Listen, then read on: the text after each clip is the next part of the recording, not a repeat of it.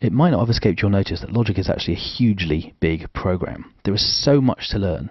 There are lots of instruments, there are huge numbers of effects, there's all the audio processing, and just like lots of sequences, it packs so much in that it's actually quite an intimidating program to get to know. Whilst the learning curve is quite shallow on one level, there's still tons to learn, and sometimes this can really stifle creativity. And at such times it's a really good idea to restrict yourself to just working with one thing and trying other things out with it. And sometimes with my students, I show them this, Klopfgeist, the most basic little plugin within Logic. You've just got a few controls, an opportunity to work with tonality. You can damp notes off so that they don't last for very long. You can make them touch sensitive via velocity, and you can tune them and detune them, and that's basically it.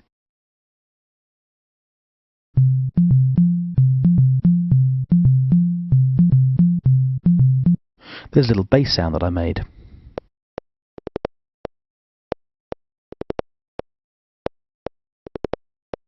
And there's a ticky rhythmic thing. And there's an extremely basic melody, all of which are simply made using Klopfgeist. Let's hear them together.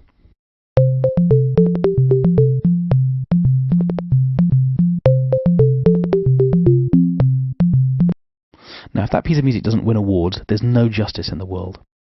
All joking aside, the great thing about restricting yourself to a really basic instrument is it forces you to be creative in the ways that you can take instruments like this and make them succeed within a mix.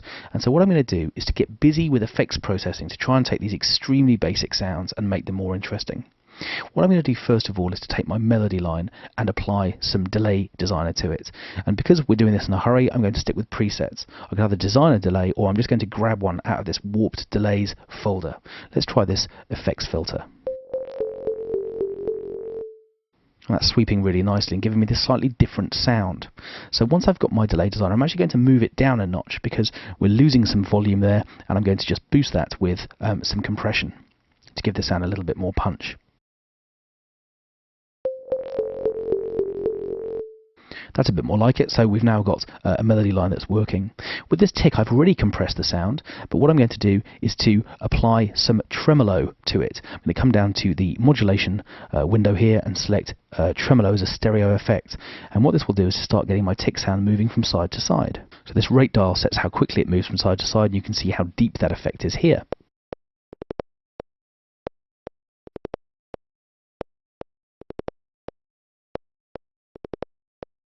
Okay, so you can hear that moving backwards and forwards. And the other thing I'm going to do is to also set up a delay for this sound too.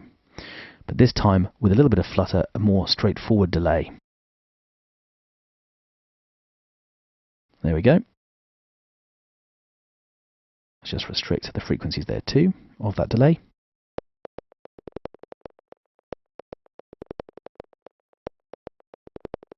So that part's now got some movement too.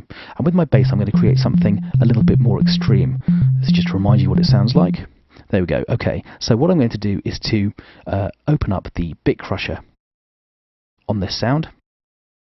And I'm going to just automate some settings for this bit crusher. So I'm going to jump into latch mode, and the first thing I'm going to do is to restrict the resolution for this instrument.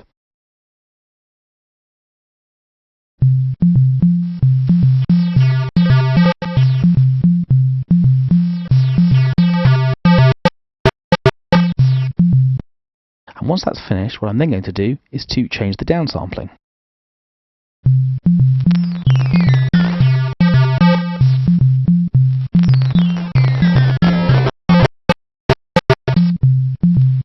Okay, so my whole bass line now becomes very sort of Commodore 64. Let's hear all of that together.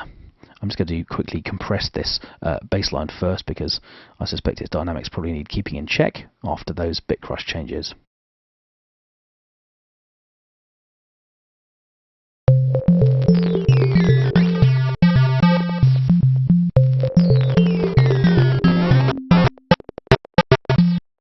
So now what we've got is a much more interesting piece. I'm not suggesting it is an award-winning piece of music, but it's much more interesting than it was before. Let's just turn the melody up to make sure that that doesn't get lost. Now the next thing, of course, I could do would be to set up auxiliary effects. It'd be nice to put some reverb on this main melody sound, so I'm just going to do that quickly as well.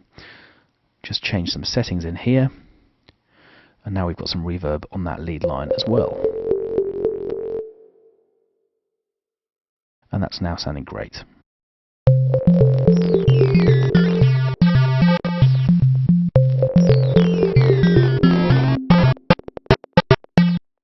Now, of course, working with effects processing on Klopfgeist is just one of a range of things that I could do.